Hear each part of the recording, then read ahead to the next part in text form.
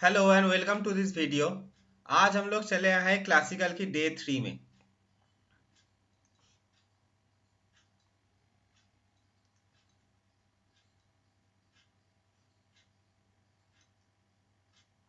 Classical की day 3 में चले आए।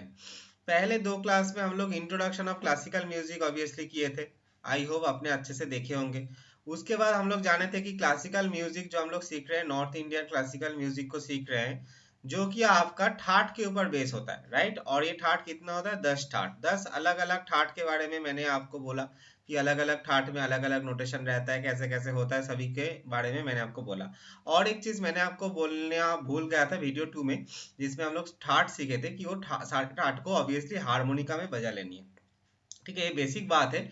मतलब वो बोले ना बोले आप वैसे ही बजाएंगे, फिर भी मैंने बोल दिया कि उस ठाट को ऑब्वियसली हारमोनिका में बजा लेनी है। ठीक है। इसके बाद आज हम लोग जो सीखेंगे वो है राग के ऊपर। हम लोग पहला राग सीख रहे हैं, जो किया है हम लोगों की, आप देख पा रहे यमन राग। ओके। ये आपको जो दिख रहा है इसका एक अच्छे से पीडीएफ आपको मिल जाएगा आफ्टर द क्लास, आपके व्हाट्सएप में मिल जाएगा। ठीक है। तो यमन राग आज हम लोग सीख रहे हैं, जो क्या माना जाता है आश्रय राग ऑफ कल्याण ठाट। मैंने आपको बोला था कि जो 10 ठाट होता है, 10 ठाट में जैसे हम लोग सीखे थे बिलावल ठाट है, कल्याण ठाट है, फिर बोलिए पूर्वी आता है, फिर मारवा आता है। बहुत सा ठाट हम लोगों ने सीखे थे, राइट। भैरव भैरवी अलग अलग ठाट सीखे थे, 10 अलग अलग। तो ऐसे करके मैंने आपको बोला था हर एक ठाट का एक अपने नाम का आश्रय ठाट, आश्रय राग होता है। ठीक है। मैंने आपको बोला था हर एक ठाट का एक अपने नाम का, जैसे बिलावल ठाट है फिर आपका बिलावल राग हो गया। ओके। तो ऐसे हर एक ठाट का अपने नाम का एक आश्रय राग होता है, एक अपने नाम का एक आश्रय राग होता है। बस एक जो आपका एक्सेप्शन होता है, वो आपका एकमात्र जो होता है वो आपका कल्याण ठाट होता है। ठीक है। ये जो कल्याण ठाट होता है, कल्याण ठाट में कोई आपका कल्याण राग ऐसे नहीं होता है, उसका ही जो आपका आश्रय राग होता है उसको बोला जाता है यमन राग। ठीक है। तो कल्याण ठाट के बारे में अगर आप जानेंगे, कल्याण ठाट में आपका क्या क्या नोटेशन था? कल्याण ठाट में आपका नोटेशन था सा था, फिर रे था, फिर आपका गा था, फिर माँ आपका तीव्र था, याद कीजिए, फिर पा, धा, नी और सा, ये था, राइट। तो माँ एकमात्र आपका तीव्र था, याद है। तो वैसे तरीके से ही यमन राग में भी अगर आप असेंडिंग और डिसेंडिंग फॉर्मेट में देखेंगे तो ये सिर्फ माँ आपको तीव्र देखने को मिलेगा। ठीक है। तो ऑब्वियसली ये असेंडिंग फॉर्मेट जैसे चल रहा है, बोला जाता है आरोहण और अवरोहण, तो इसको हम लोग पहले बजाएंगे। तो पहले क्या है आपका, बोलिए, नी रे गा मा, नी रे गा मा पा धा नी सा। और ये समझ में आना चाहिए कि ये लोअर ऑक्टेव है और ये अपर ऑक्टेव है, राइट।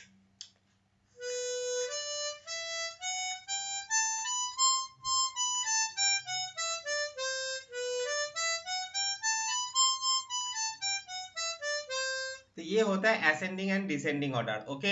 इसमें आरोहण अवरोहण भी बोला जाता है क्लासिकल में। हम लोग जो ताल के ऊपर चर्चा कर रहे हैं आज, वो है हम लोगों की 3 ताल, जो कि 16 मात्रा में हम लोग चर्चा कर रहे हैं। याद रहे, अलग अलग ताल को लेकर भी हम लोग सीखेंगे कि अलग अलग ताल में कैसे बजाया जाता है। जैसे एक ताल हो गया, झाप ताल हो गया, अलग अलग ताल में हम लोग सीखेंगे। ठीक है।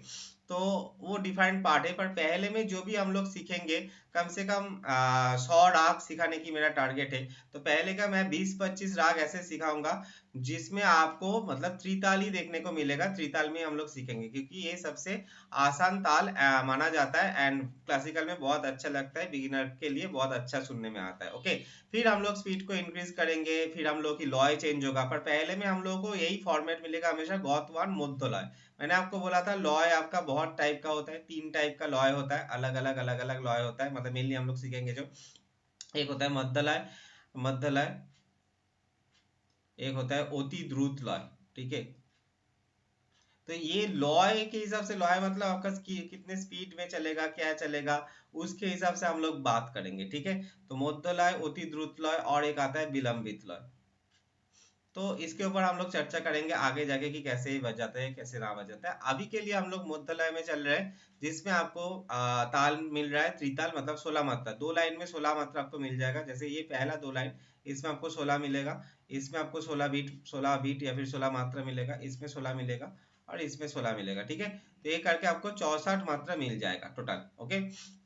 टाइम ऑफ प्लेइंग मैंने आपको बोला था, ये आपको अलग से मैं एक चार्ट बना के भी दे दूंगा। टाइम ऑफ प्लेइंग मतलब कब हम लोग उस राग को बजाते हैं। ऐसे नहीं कि आपको बस इसी टाइम में प्ले करना है, ऐसे नहीं है। पर ओरिजिनली ये राग वाग कहाँ से आया, मैंने आपको सिखाया था कि वो सब वेद युग में आपका वो फाइंड आउट हुआ था। तो वो लोग ऋषि मुनि जो लोग होता है ना, वो लोग एक पर्टिकुलर टाइम में उस राग को बजाते थे। मतलब वो एक डिटरमाइन किए थे, ऐसे नहीं कि पर्टिकुलर टाइम में प्रैक्टिस किया जाएगा। हम लोग नहीं प्रैक्टिस करेंगे, हम लोग कभी भी बजा सकते हैं, पर इस टाइम में ये राग की जो फ्लेवर है वो इस टाइम में आता है, ऐसे बोला जाता है। ओके, तो पर्टिकुलर बोला जाता है evening fast hour of the night. अब ये फास्ट आवर का क्या सिचुएशन है, देखिए इवनिंग में क्या होता है हम लोग आगे जाके सीखेंगे। इसका 4 आवर होता है, first hour, second hour, third hour and fourth hour. ये होता है हम लोगों की, जो हम लोग बोलते हैं रात की 4 प्रहर बोलते हैं। ठीक है, रात में 4 प्रहर हम लोग बोलते हैं। ये 4 प्रहर में आप इंग्लिश में पकड़ सकते हैं आवर करके। ठीक है, तो इस 4 प्रहर में आपको देखने को मिलेगा कि कौन सा राग कौन से सिचुएशन में कैसे कैसे बजता है। इसीलिए टाइम ऑफ प्लेइंग को हर एक राग में हम लोग डिनोट करेंगे। और साथ ही साथ ये दोनों को सीख लीजिए, एक है आपका बादी और एक है आपका सौमोवादी। तो बादी मतलब, या ये जो गौत लिखा गया है इस राग के अंदर, सबसे important notation, most important notation को बोला जाता है बादी। ठीक है, तो मैं इधर छोटा करके लिख रहा हूं, बादी मतलब आपका क्या हो गया, मोस्ट इंपॉर्टेंट नोटेशन।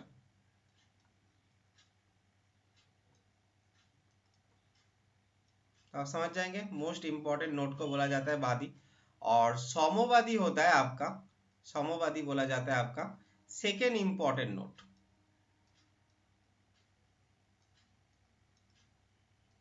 ओके, तो इस राग का जो गौत लिखा गया है यमन राग की, इसमें गा हो गया आपका बादी, मतलब गा मोस्ट इंपॉर्टेंट नोट आपका आएगा, और सौमोवादी माना जाता है नी को। ओके, चलिए अभी हम लोग राग में घुसेंगे।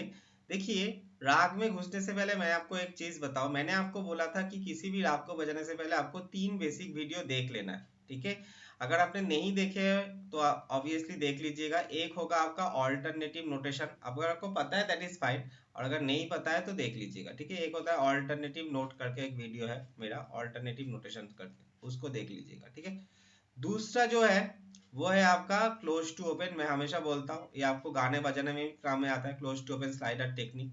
ये टेक्निक को देखना है दूसरा। और तीसरा जो फॉलो करना है वो आपको मिलेगा open to close slider technique. ये 3 टेक्निक या फिर 3 जो वीडियो है, ये 3 वीडियो को ऑब्वियसली देखना है, क्योंकि अगर आप देखेंगे ये सारे में आपका ये 3 आएगा। अच्छा, और एक आएगा जो आपको रह गया था, वो आएगा TNP2। TNP2 मतलब टचिंग नोटेशन पार्ट 2। इसका भी एक वीडियो है अलग से, यूट्यूब में मैंने फ्री में बना के रखे हैं, आप देख सकते, चेक कर सकते, राइट। तो इसका नाम है, आप डायरेक्टली लिखेंगे यूट्यूब में जाके touching notation part 2 Ronit sir करके, अगर आप लिखेंगे तो आपको दिख जाएगा।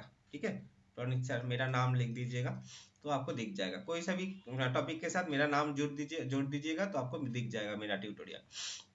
तो ये सारे ट्रिक्स इधर लगेगा, जैसे TNP2, O2C। ठीक है, O2C, ये सारे जो ट्रिक्स है ये सारे ट्रिक्स इधर लगेगा। और ये एरो का मतलब होता है ऑल्टरनेटिव नोट। ठीक है, एरो का मतलब है ऑल्टरनेटिव नोटेशन। तो सारे जो ट्रिक्स है ऑब्वियसली, वो सारे ट्रिक्स मैं पहले नॉर्मल बजाऊंगा जैसे हम लोग गाने को उठाते, फिर मैं इसको ट्रिक्स देकर बजाऊंगा। दोनों का प्लेइंग आपको मिल जाएगा, साथ ही साथ दोनों का जो क्या बोलते हैं फॉर्मेट है, मतलब कैसे बजाते हैं open to close, close to open, जो ट्रिक्स वगैरह, वो आपको ये वीडियो देख लेनी है। क्योंकि अगर आप इस वीडियो को देखेंगे नहीं, तो मुझे हर एक वीडियो में आपको ओपन टू क्लोज, हर एक वीडियो में आपको क्लोज टू ओपन, हर एक वीडियो में आपको टचिंग नोटेशन पार्ट 2 सिखाना पड़ेगा। तो दैट इज मतलब पॉसिबल तो है, बट वो मतलब ठीक ठाक नहीं है ना। मतलब हर एक वीडियो में एक ही चीज बताओ, एक ही चीज बताओ, तो मोनोटोनस बन जाएगा, एकदम बोरिंग जैसा बन जाएगा। तो ये सही नहीं है।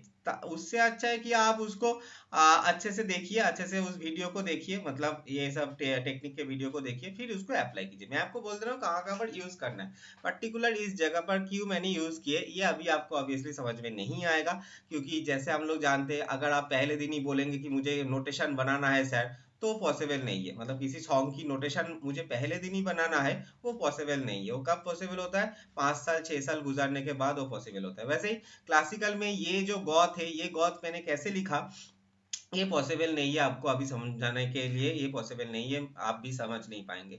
अगर आप मेरे साथ कम से कम 2-3 साल रहे और आपको मैंने जैसे बोला 100 अगर राग आप कंप्लीट कर पाए मेरे साथ, तब उसके बाद मैं आपको सिखा पाऊंगा कि हाँ कैसे ये गॉथ को फाइंड आउट किया जाता है। क्योंकि क्या होता है, हम लोग जानते हैं सॉन्ग की नोटेशन, मैंने आपको पहले दिन इंट्रोडक्शन में बताया था, सॉन्ग की जो नोटेशन होता है वो आपका स्टैटिक होता है।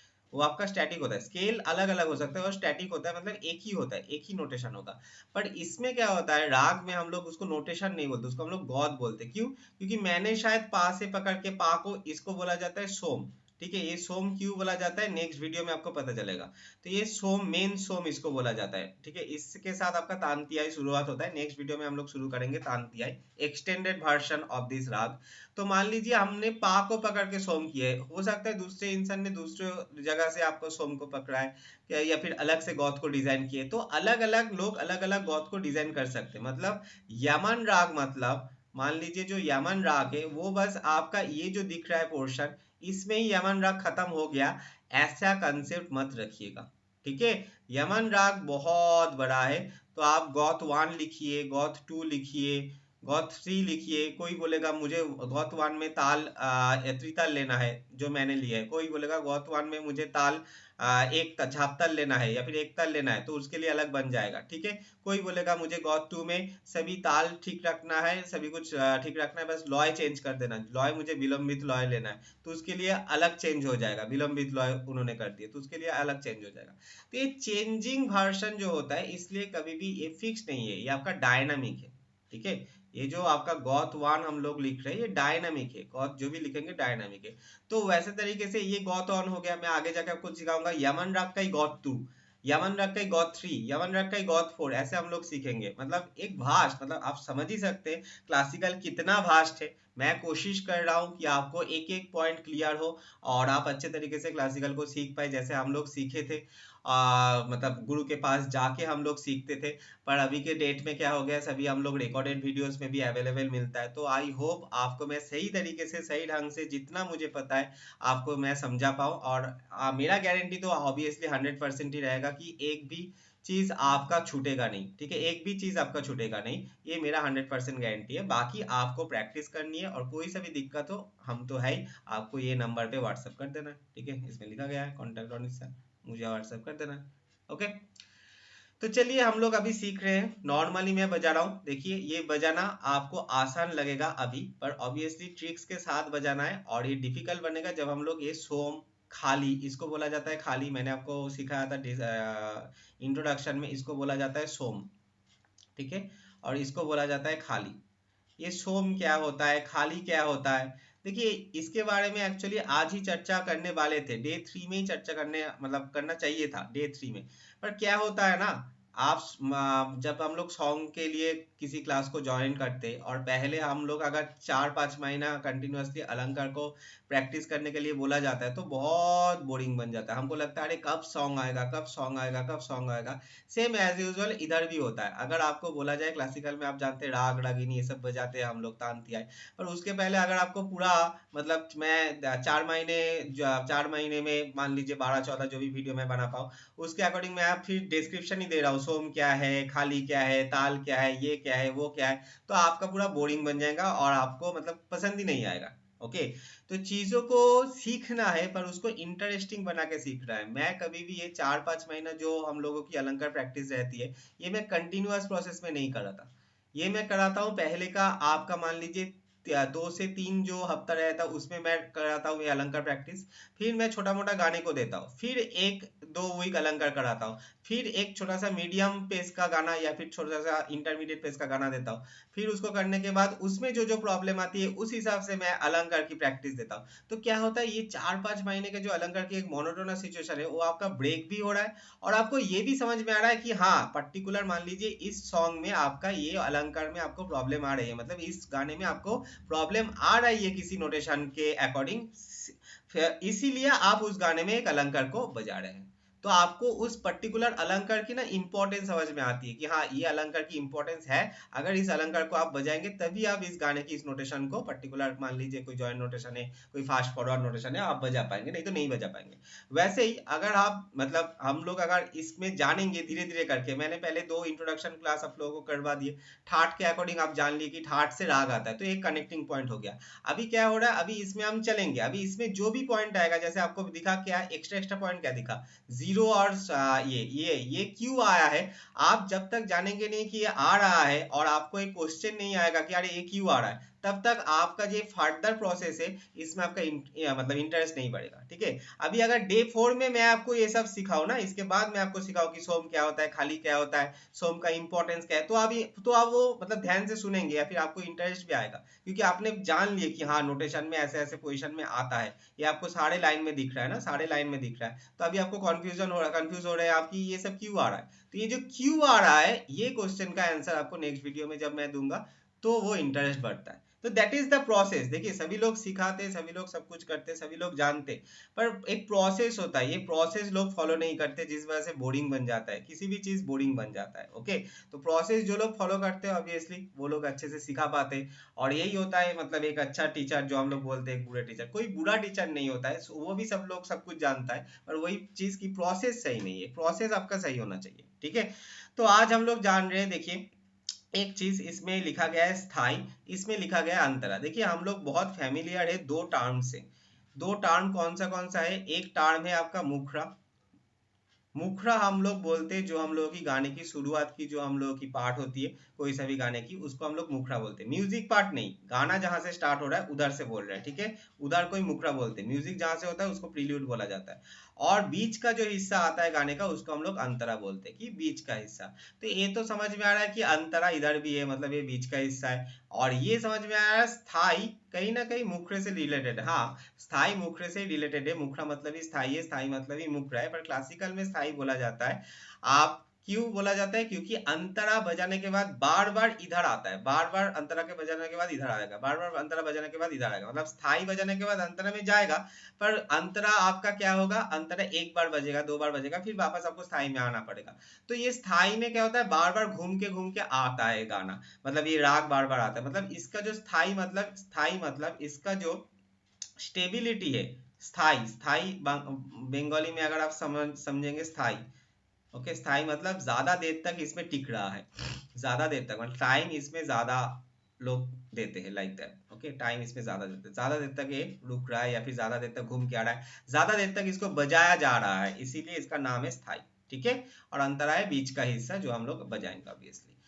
अभी देखिए जब ये चालू हुआ तो इसमें क्या हुआ, पानी, अच्छा इसमें और एक देखिए जीरो खाली, और ये 3 2 ये भी हम लोग सीखेंगे, ये 3 2 भी क्या है ये भी हम लोग सीखेंगे, तो ये हम लोग ऑब्वियसली नेक्स्ट दिन सीखेंगे, तो आपको इंटरेस्ट आएगा। ओके, आज के लिए हम लोग सीख रहे हैं पानी धा पा गा मा पा गा रे नी रे सा, रे गा मा गा पा पा मा गा रे सा, पानी धा पा गा मा पा गा रे नी रे सा। सॉरी, तो ये हो गया इतना तक, फिर अंतरा, पा मा गा मा धा नी रे सा, नी धा पा पा रे सा। आप अंतरा को 2 बार भी बजा सकते हैं। अच्छा, इसका एक रूल बोल देते, इसका कोई रूल नहीं है, आप स्थाई को 4 बार बजाइए, 5 बार बजाइए, अंतरा को 2 बार बजाइए, 3 बार बजाइए, कोई रूल नहीं है। ठीक है, बस आपको स्थाई को खत्म करना है, खत्म करने के बाद आप इधर खत्म कर सकते हैं। ओके, इधर खत्म करने के बाद आपको अंतरा में जाना है, और अंतरा की लास्ट लाइन सा के बाद आपको इधर आना है, ये आपको बस छोटा मोटा याद रखना है। आप बीच में से भी घुस सकते हैं, जब आप मतलब एक्सपर्ट बन जाएंगे, ये क्लासिकल का कोई रूल नहीं होता है। ओके, आप कहीं से पकड़ ले, कहीं से भी कुछ भी कर ले, इसमें आपका इसमें तान घुसा दे, इसमें तिहाई घुसा दे, कुछ भी कर लीजिए, बट हाँ आपका क्या फॉलो होगा, हमेशा ये असेंडिंग डिसेंडिंग जो है ये फॉलो होगा, हमेशा फॉलो होगा। अभी आप बोलेंगे कि सर नी के बाद रे था, इसमें कहाँ पढ़े, ये अभी समझ में नहीं आएगा, पर हाँ बाद में आपको समझ में आएगा कि ये इसका क्या महत्व है जब हम लोग नोटेशन को फॉर्म करेंगे।